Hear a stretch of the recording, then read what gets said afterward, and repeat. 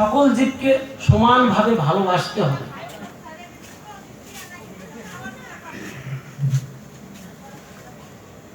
সেই সচিদানন্দন নিরাকার ব্রহ্মে নিবিষ্ট চিত্ত ব্যক্তিদের সাধনায় অধিক ক্লেশ হয়।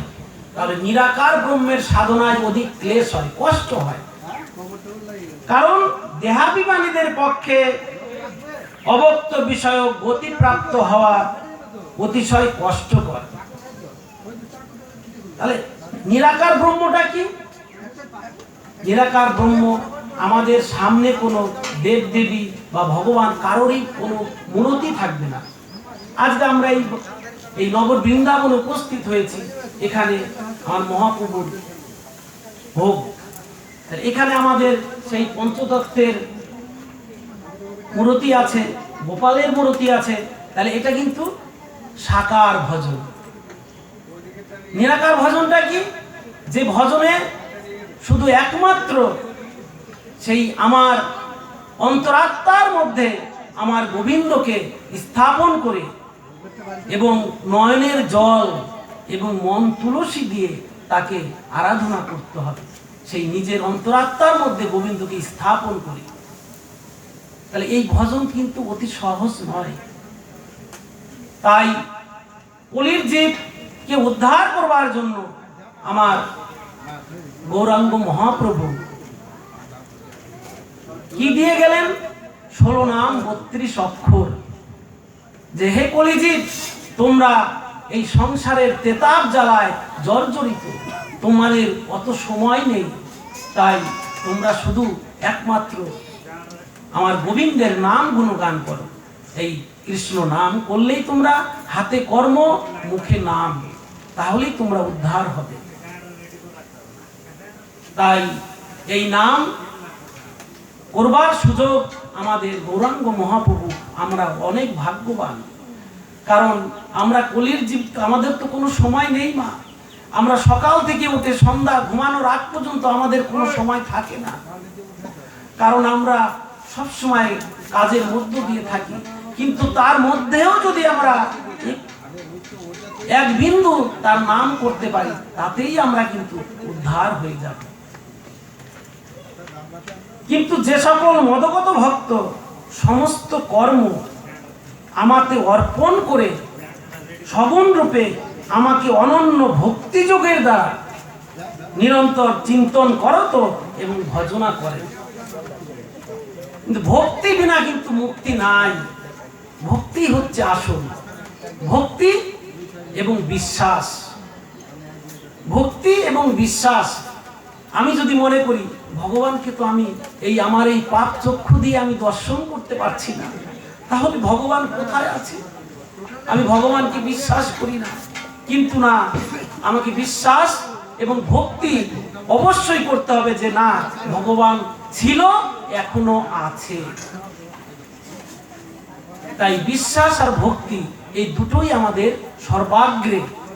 আমি যতই আমি ভগবানকে ডাকি, যতই আমি ভগবান পূজা অর্চনা করি, কিন্তু আমার যদি ভক্তি আর বিশ্বাস না থাকে, আমি ডেকে মাথা খুঁটে মরে গেলেও আমি ভগবানকে আমি পাব না। হে অর্জুন, সেই সকল মদগত চিত্ত ভক্তকে আমি অতি শীঘ্রই মৃত্যুরূপ সংসার সাগর থেকে উদ্ধার করি। দেখেন, তাহলে এই সংসার সাগরটাকে কি বলছেন? মৃত্যুরূপ। কারণ এর মধ্যে ত্রেতাব যন্ত্রণা। আমরা যখন আমিও মায়ের গর্ভে ছিলাম, আমি অনেক জঠর যন্ত্রণায় ছটফট করেছি। তখন একমাত্র আমার কাছে ছিলেন একমাত্র আমার অনাদির আদি গোবিন্দ। আমি মায়ের গর্ভে যখন জঠর যন্ত্রণায় কাতরেছিলাম, তখন আমি বলেছিলাম, আমরা প্রত্যেকেই আমি মায়ের গর্ভে আমরা ছিলাম, মা কি বাবা কি মা সকলেই ছিল। কিন্তু যখন আমরা জঠর যন্ত্রণায় ছটফট করছিলাম, তখন কিন্তু আমরা বলেছিলাম, হে গোবিন্দ, আমাদের এই জঠর যন্ত্রণা থেকে মুক্তি দাও। আমি তোমার ধরাধামে গিয়ে আমি তোমার নাম গুণগান ভিন্ন অন্য কোনো কিছুই আমি করব না। কিন্তু এই কি পরিহাস, আমি গোবিন্দের কাছে আমি কথা দিয়ে এলাম, হ্যাঁ গোবিন্দ তুমি আমাকে জঠর যন্ত্রণা থেকে মুক্তি দাও, আমি ধরাধামে গিয়ে তোমার নাম গুণগানই একমাত্র করব, অন্য কোনো কিছু করব না। গোবিন্দ আমার কথায় সাড়া দিয়ে তিনি আমার সেই জঠর যন্ত্রণা থেকে মুক্তি দিলেন। এবং যখন আমি এই ধরাধামে এসে উপনীত হলাম, তখন কিন্তু আমার সমস্ত সেই কথা দেওয়া গোবিন্দের সঙ্গে সেই সূত্রে আমি যে কথা দিয়েছি সমস্ত কিছু ভুলে গিয়ে আমি অট্ট হাসি হাসতে লাগলাম। আমি সমস্ত কিছু ভুলে গেলাম, সমস্ত কিছু ভুলে গিয়ে আমি এই প্রেতাব যন্ত্রণায় আমি জর্জরিত হয়ে কাতরাচ্ছি। আমি যদি সেই গোবিন্দের কথা আমি ঠিক রাখতাম, তাহলে হয়তো এই প্রেতাব যন্ত্রণায় ছটফট করতাম না। আপনারা হয়তো অনেক ভাগ্যবান, আপনারা গোবিন্দের আপনারা সকল কর্ম করতে পারেন। আমি তো একজন অভাগা, তাই আপনাদের চরণের কৃপা প্রার্থী যাতে এই অভাগা গোবিন্দের চরণে স্থান পায়, তাই বলবো।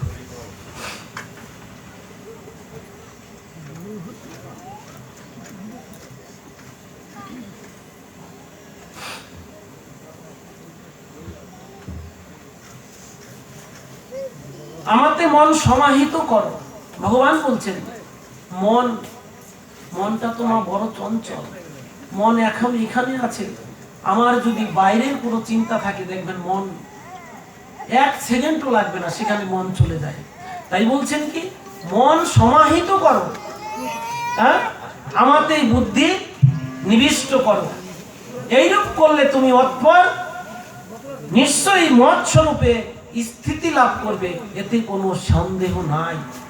তাহলে মন বুদ্ধি এইগুলো আমার ভগবান বলছে মনটাকে সমাহিত করো। যদি তুমি মনকে আমাতে স্থির ভাবে, আবার ভগবান এও বলছেন মনটাকে যদি স্থির ভাবে সমাহিত করতে না পারো, তাহলে হে অর্জুন তুমি অভ্যাস যোগের দ্বারা আমাকে লাভ করার চেষ্টা করো। অর্জুনকে দিয়ে কিন্তু অর্জুন হচ্ছে উপমা, সকলকে আমাদের এই জীব জগৎকে আমাদেরকে বুঝাচ্ছেন ভগবান, তাই না? তাহলে অর্জুন উপলক্ষ, অর্জুনকে দিয়ে আমাদের এই জীব জগৎকে আমার গোবিন্দ বুঝিয়ে গেছেন তোমরা কেমন করে তোমরা গোবিন্দের লাভ করতে পারবে, গোবিন্দের সেবা করতে পারবে। অভ্যাস যোগের দ্বারাই একটু একটু করে করো। যদি তুমি এই প্রকার অভ্যাসে অসমর্থ হও, বলছে আবার কি বলছে, যদি তুমি অভ্যাস না করতে পারো, তবে শুধুমাত্র আমার জন্যই কর্ম করো। যা কর্ম, আমরা তো সকাল থেকে রাত পর্যন্ত, ঘুমানোর আগ পর্যন্ত একমাত্র নিজের দেহ এবং স্ত্রী, পুত্র, কন্যা, মাতা, পিতা সকলের জন্য আমি কায়িক পরিশ্রম করছি।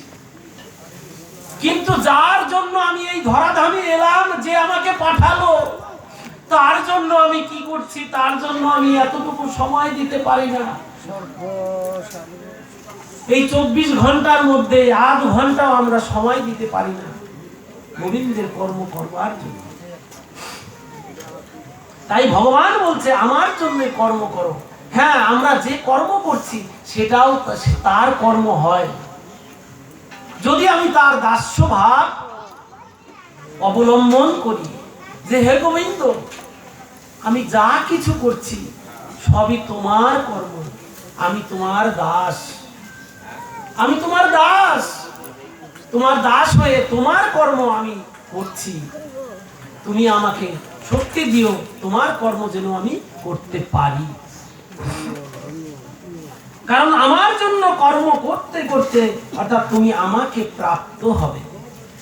বলছে কি, তুমি আমার কর্ম করতে করতে তুমি আমাকে প্রাপ্ত হবে। আর যদি তুমি এও করতে অসমর্থ হও, বলছে আবার যদি এও করতে, কত ভাবে বুঝিয়েছেন দেখেন, যদি তুমি এও করতে অসমর্থ হও তবে মন বুদ্ধি সংযম পূর্বক, মন আর বুদ্ধিটাকে সংযত করে আমাদের সর্বকর্ম সমর্পণ রূপ যোগ আশ্রয় করবে। সব কর্মের সমর্পণ আমার উপরে করে দাও। তোমার কোনো কর্ম নেই, যা কর্ম আমার কর্ম, তুমি আমার উপরে তুমি দাস্য ভাব স্বীকার করো এবং যোগ আশ্রয় করে সমস্ত কর্মের ফল ত্যাগ করো। বলছে সমস্ত কর্মের ফল ত্যাগ করো। মর্ম না জেনে শুধুমাত্র অভ্যাস করা থেকে জ্ঞান শ্রেষ্ঠ, জ্ঞান থেকে পরমেশ্বরের ধ্যান শ্রেষ্ঠ, ধ্যান অপেক্ষা সর্বকর্মের ফল ত্যাগ শ্রেষ্ঠ। তাহলে কত সুন্দর ভাবে বুঝিয়েছেন, সর্বকর্মের ফল ত্যাগ শ্রেষ্ঠ, এর ফল ত্যাগের উপরে কোনো ত্যাগ নেই। কারণ ত্যাগের দ্বারা অবিলম্বেই পরম শান্তি লাভ হয়। যিনি সর্বভূতে দেশীন, হেতুরহিত ভাবে দয়ালু, সর্বভূতে প্রেমভাবাপন্ন, হেতুরহিত ভাবে দয়ালু, মমত্ব বুদ্ধি শূন্য, নিরহংকার, সুখে দুঃখে সমভাবাপন্ন, সুখ এবং দুঃখ সমান, ক্ষমাশীল, অপরাধীকেও যিনি অভয় দান করেন, অপরাধীকেও যিনি অভয় দান করেন। একজন অপরাধ করেছে, এসে যদি ক্ষমা ভিক্ষা চায়, আমাদের কিন্তু তাকে ক্ষমা ভিক্ষা দেওয়া কর্তব্য। গীতায় বলেছে সেই কর্ম যদি আমরা না করি, যে অপরাধ করেছে তার থেকে আমি অপরাধী বেশি হব গোবিন্দের কাছে। কারণ গোবিন্দ বলেছেন অপরাধীকেও যিনি ক্ষমা দান করেন। সদা সন্তুষ্ট, সদা সমাহিত চিত্ত, সংযত স্বভাব, সদা আমার প্রতি দৃঢ় নিশ্চয় যুক্ত, যার মন বুদ্ধি আমাতে অর্পিত, যার মন বুদ্ধি আমাতে অর্পিত। আমি কে? ভগবানের কথা এটা। ভগবান বলছেন মন এবং বুদ্ধি আমার উপরে সমর্পণ, তিনি আমার প্রিয় ভক্ত। যিনি কাউকে উদ্বিগ্ন করেন না, যিনি কারো দ্বারা উদ্বিগ্ন হন না। উদ্বিগ্ন মানে বিরক্ত করা। আপনারা হয়তো আজকের এই নব বৃন্দাবন এখানে মিলেছে, আমরা জানি এই 144 বছর পরে আমাদের ভারতবর্ষে মহাকুম্ভের মেলা বসেছে সেই উত্তরপ্রদেশে। হয়তো আমি অবাক, আমি যেতে পারলাম না, যারা যাচ্ছেন তারা অনেক ভাগ্যবান। কিন্তু আমি যদি মনে করি মা যে এটাই আমার মহাকুম্ভের একটা মেলা বসেছে আজ, এই কুম্ভের মেলাতেই আমি সাধুগুরু বৈষ্ণবের চরণ ধুলি নিয়ে আমি নিজেকে উদ্ধার করব, এই চরণ ধুলি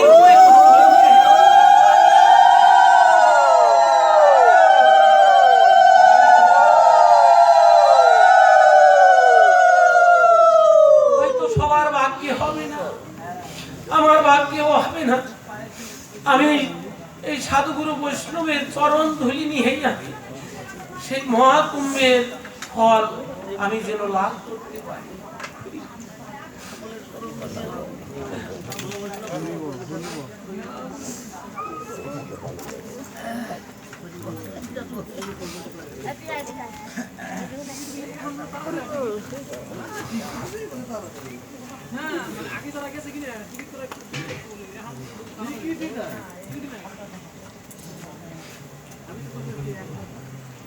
যিনি ইষ্ট প্রাপ্তিতে হিষ্ট হন না, অনিষ্ট প্রাপ্তিতে দেশ করেন না।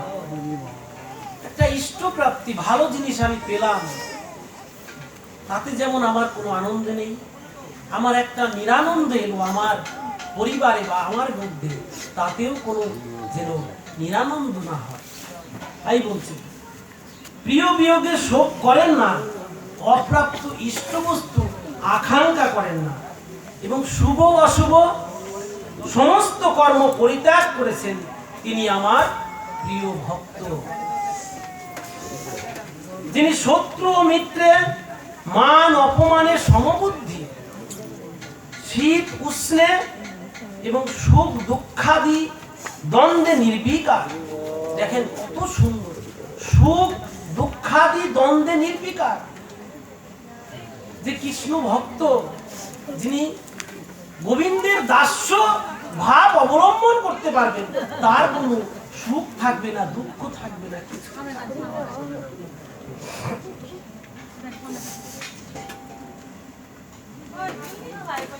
যিনি নিন্দা স্তুতিতে সমবুদ্ধি, সংযত বাক, জীবন নির্বাহে যা পাওয়া যায় তাতেই সন্তুষ্ট। জীবন নির্বাহে যতটুকু পাওয়া যায়, আমার জীবনটাকে বাঁচাতে হবে, তাতে আমার কত কোটি কোটি টাকা, কোটি কোটি ধন, বাড়ি গাড়ি, কোনো কিছুরই দরকার নেই। আমি তো যখন গোবিন্দ আমাকে পাঠিয়েছেন, আমাকে কিছু দিয়ে পাঠান, কিন্তু আমি যখন গোবিন্দ যখন আমাকে নিয়ে যাবেন, তখনও আমি কিছু নিয়ে যাব। তাহলে আমার কি দরকার? গাড়ি বাড়ি, টাকা পয়সা, ধন সবই পড়ে থাকবে। আজ আমি চলে যাই, সব পড়ে থাকবে, কেউ যাবে না। আমাদের সঙ্গে এক দাদু আসতো, আপনারা তো জানেন, এই বৈষ্ণবরা জানেন, এক দাদু আসতো। সেও আজকে অসুস্থ, তার জন্য সেও আসতে পারে না। তাই এই নশ্বর দেহ কবে যে অচল হয়ে যাবে কেউ আমরা বলতে পারবো না। আজকে এখানে এসছি, কাল আজ হয়তো বাড়ি নাও যেতে পারি। গোবিন্দের সবই লীলা।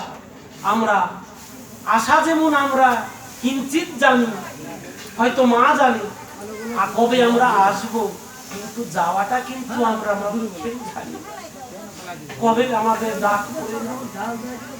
তাই আপনারা উপস্থিত সাধুগুরু বৈষ্ণব এই অধমকে একটু কৃপা দৃষ্টি বর্ষণ করবেন, যাতে আপনাদের মতো সাধুগুরু বৈষ্ণবের চরণ ধুলি এই মস্তকে নিয়ে আমি শ্রী গোবিন্দের চরণে স্থান পাই। জয় জয়।